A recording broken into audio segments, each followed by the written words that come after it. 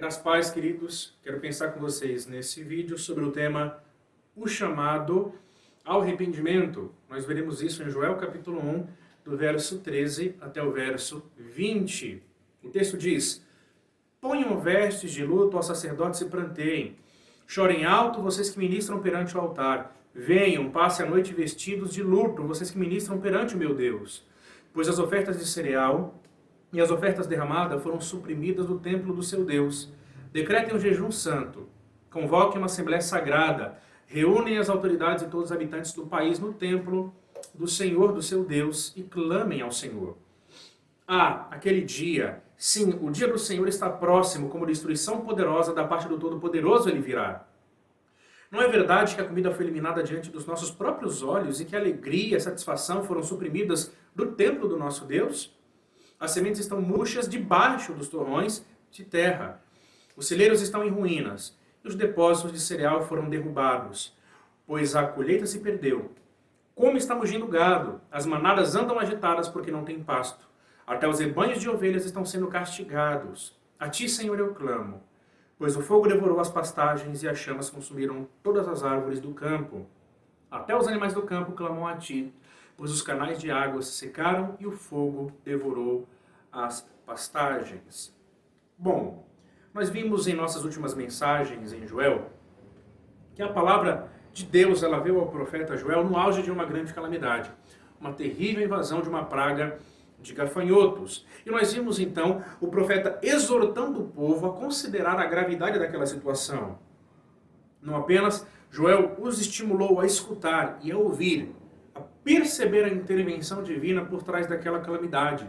Joel ele também pede para que tudo aquilo que aconteceu seja repassado para a posteridade, de geração em geração. Também vimos na nossa última mensagem que o profeta Joel ele exorta então 3 grupos em especial. Os bêbados, para que eles acordem da sonolência da sua embriaguez, que eles sejam despertados pela gravidade daquela severidade, também os convocando ao arrependimento. Também exorta os sacerdotes, chamando a atenção pela situação espiritual do povo. No verso 8, Joel os conclama a chorar com uma dor visceral, como de luto, pela situação do país. E por fim, nós vemos ali uma exortação aos agricultores, para que eles também se desesperem, porque a vida agrícola ela entrou em crise. E aquilo acontecendo também estaria colocando a própria subsistência humana em grande risco. E agora nesse texto nós vemos Joel se concentrando na liderança religiosa do povo, nos sacerdotes. Agora Joel os orienta a proclamar um jejum público e a clamarem a Deus para que Deus os perdoe e dissipe aquela terrível praga. Bom, nós temos algumas lições aqui. Primeiro, a lição que temos vai do verso 13 ao verso 14, o chamado ao arrependimento propriamente dito. Nossa segunda lição, ela vai do 15 ao verso 18, o motivo do chamado ao arrependimento. Nós encontraremos aqui o porquê eles deveriam clamar e chorar e lamentar diante de Deus. Em terceiro e último lugar, nós temos o verso 19 até o verso 20, o clamor pela intervenção divina. Vamos então começar do verso 13. O chamado ao arrependimento. Ponham vestes de luto aos sacerdotes e pranteiem. Chorem alto vocês que ministram perante o altar. Venham, passe a noite vestido de luto, vocês que ministram perante o meu Deus. Pois as ofertas de cereal e as ofertas derramadas foram suprimidas do templo do seu Deus. Decretem um jejum santo. Convoquem uma assembleia sagrada. Reúnam as autoridades e todos os habitantes do país no templo do Senhor, do seu Deus. E clamem ao Senhor. A situação ela era tão grave nos dias de Joel que os sacerdotes eles deveriam então substituir as suas vestes litúrgicas, finamente tecidas, pelo tecido simples e grosseiro de pano de saco. Ponham vestes de luto, diz Joel. E esse pano de saco ele era feito com pelos de cabras ou camelos. Não apenas. Assim como a dor de luto, ela deveria ser sentida lá no verso 8, como nós vimos na nossa mensagem anterior, aqui também não é diferente. Eles deveriam sentir essa dor de luto por toda aquela situação catastrófica que estava acontecendo no meio do povo de Deus. E os sacerdotes, de maneira especial, eles eram os administradores da vida religiosa do povo, daquela comunidade religiosa. Eles eram os responsáveis em proclamar aquele tempo de penitência e de jejum. E uma vez que o julgamento divino e a praga, aquela calamidade, foram públicos, então a humilhação e o arrependimento também deveriam ser públicos. Agora eu quero chamar a sua atenção aqui para o verso 13, para esse imperativo: venham, o chamado que Joel faz para os sacerdotes. E posteriormente nós vemos aqui os detalhes, né, das ofertas de cereal, das ofertas derramadas, e ainda dentro desse contexto, uma frequente citação do templo.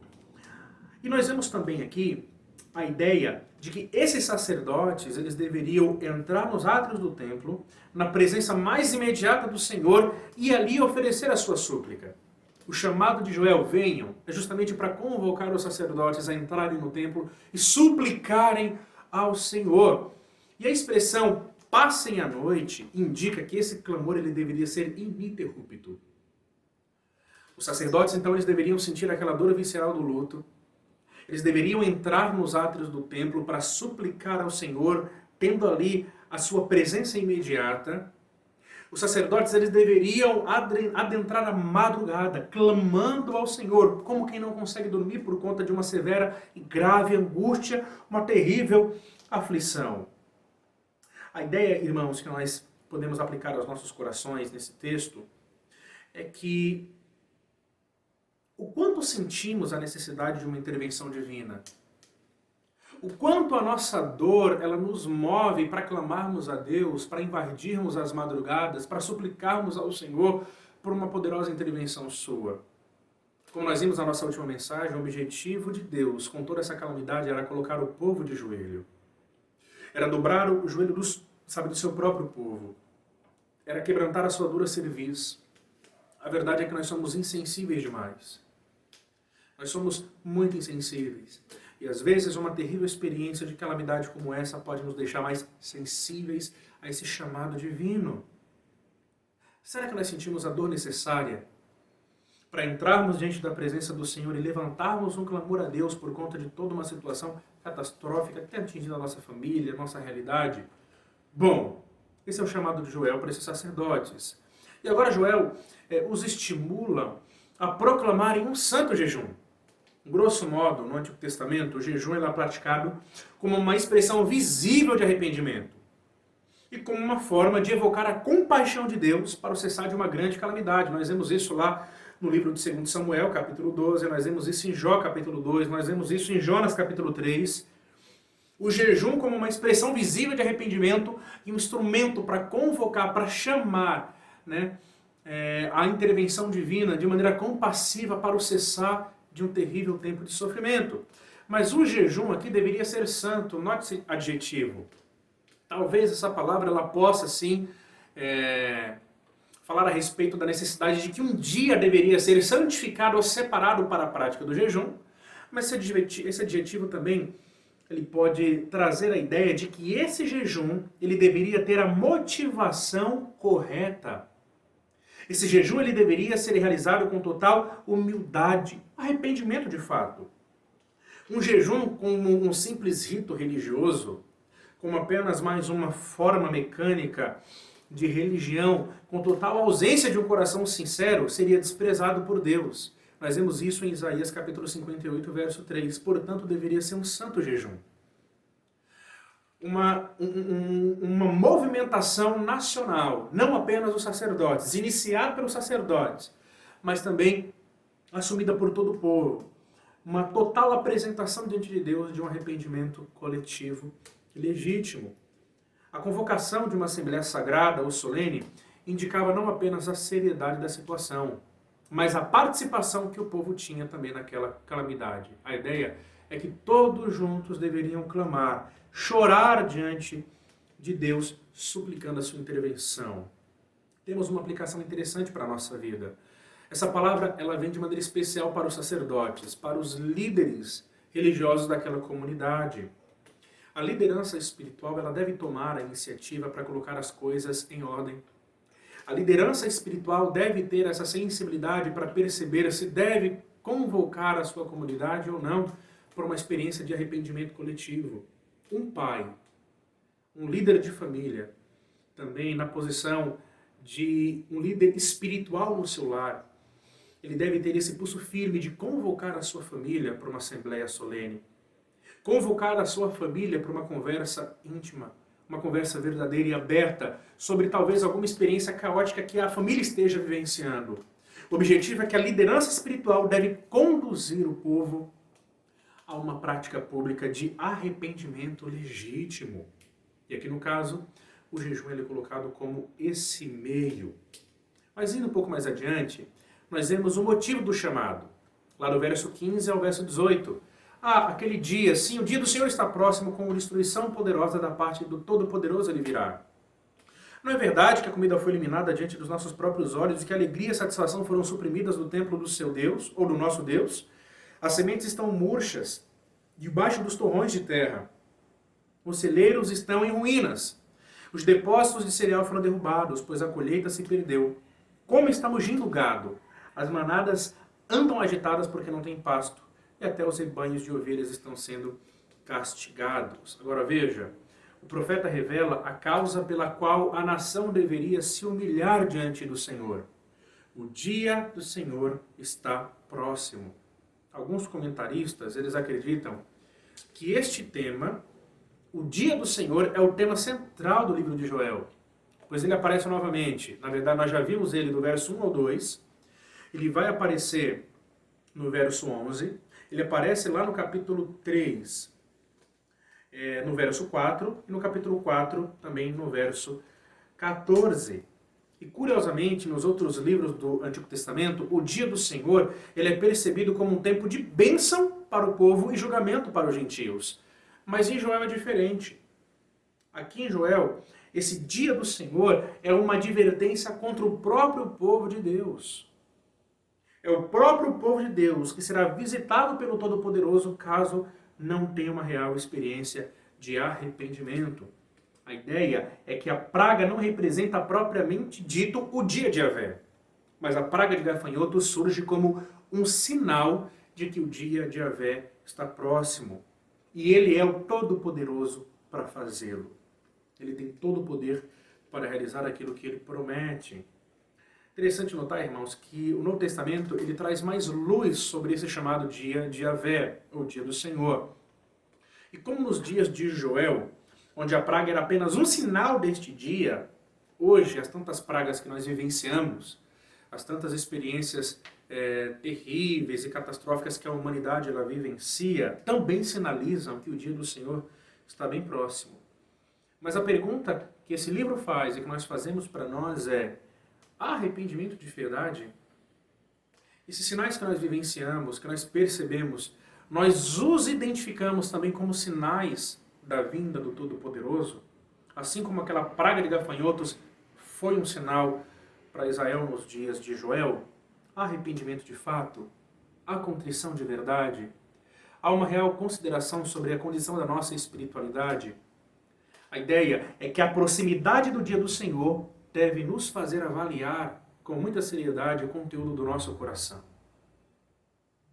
Não apenas, nós vemos agora do verso 16 ao verso 18, o profeta agora ele convida o povo a refletir sobre a situação. Ele começa com: não é verdade que a comida foi eliminada diante dos nossos próprios olhos e que a alegria e a satisfação foram suprimidas do templo do nosso Deus? Interessante é que eles não apenas precisavam de arrependimento genuíno, porque o dia do Senhor estava próximo. Eles precisavam de arrependimento para que eles pudessem viver. Se não houvesse legítimo arrependimento, a praga ela não se afastaria da sua vida ou da vida do israelita tão cedo. E como nós vimos na nossa última mensagem, a supressão de toda a vida agrícola estava colocando a subsistência deles em risco. A própria vida deles estava em risco. Então eles deveriam demonstrar um legítimo arrependimento, não apenas por conta da proximidade da vinda do dia do Senhor, mas também porque a sua própria vida estava em risco. Não apenas a vida religiosa foi suspensa, mas como a gente disse, a vida agrícola também. Não apenas a vida humana estava ameaçada, mas também a própria vida animal. Irmãos, o que nós aprendemos com esse texto é que não dá para continuar vivendo se o pecado não for confessado. Nós não conseguimos continuar vivendo fingindo que nada aconteceu. Entristecemos a Deus, entristecemos outras pessoas, existe crise por todos os lados. Simplesmente não dá para continuar vivendo se a gente não colocar as coisas em ordem. O livro de Joel é um chamado ao arrependimento. Portanto, você que ouve essa mensagem, considere isso. Não procure tentar viver de qualquer forma. Talvez uma série de experiências dolorosas que você esteja vivendo seja um sinal, um chamado de Deus para que você se arrependa. Não negligencie o chamado de Deus. Lembre da nossa primeira mensagem. Escutem, ouçam. Nós temos essa terrível insensibilidade de ouvir a voz de Deus. Somente em momentos difíceis nós temos essa sensibilidade. Mas considere isso. Não dá para continuar sem arrependimento. Não dá para continuar se as coisas não entrarem em seu devido lugar, em ordem. Se a nossa espiritualidade não for restaurada. Se o nosso relacionamento com Deus não for restaurado. Se o culto a Deus não for restaurado. Se as relações pessoais não forem restauradas. Então considere esse chamado ao arrependimento como esse ponto de partida para que a calamidade se vá. Para que as coisas voltem ao seu devido lugar. Mas agora, em terceiro lugar, nós temos o clamor pela intervenção divina. Do verso 19 ao verso 20, nós temos o seguinte: A ti, Senhor, eu clamo, pois o fogo devorou as pastagens e as chamas consumiram todas as árvores do campo.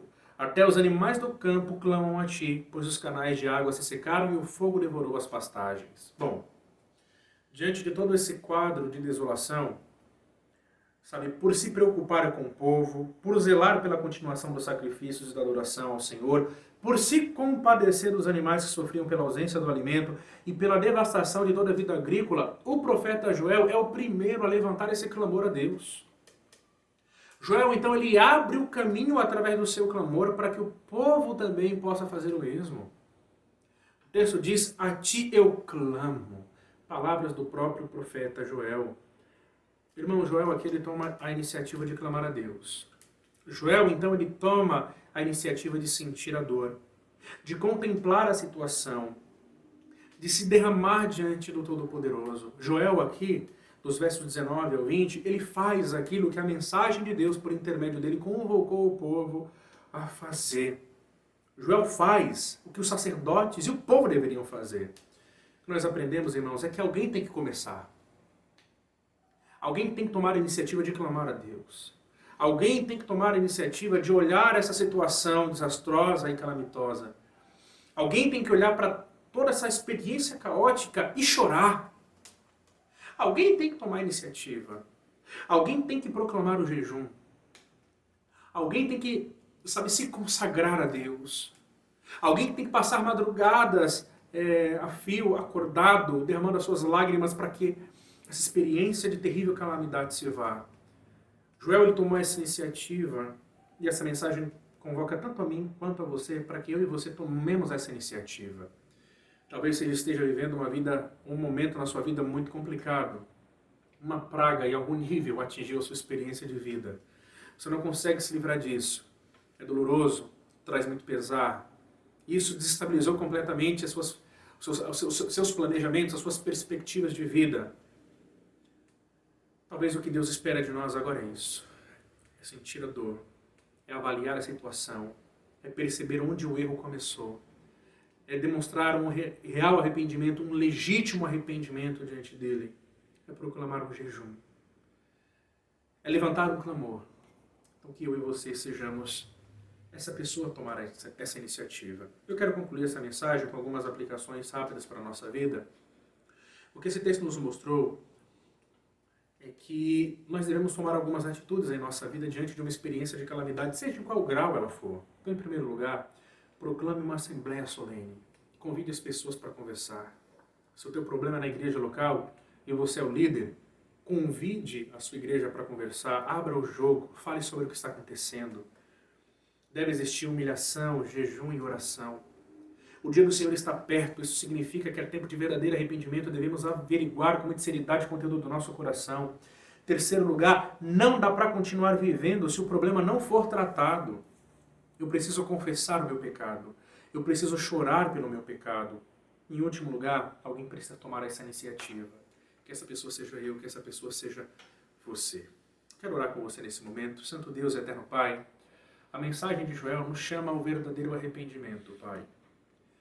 Mas nós reconhecemos que nem sempre temos lágrimas, Senhor. Nós reconhecemos que erramos. Nós percebemos onde o erro começou, mas nós não temos lágrimas para chorar. Ó Deus, a dor ela não é suficiente para nos levar para o chão.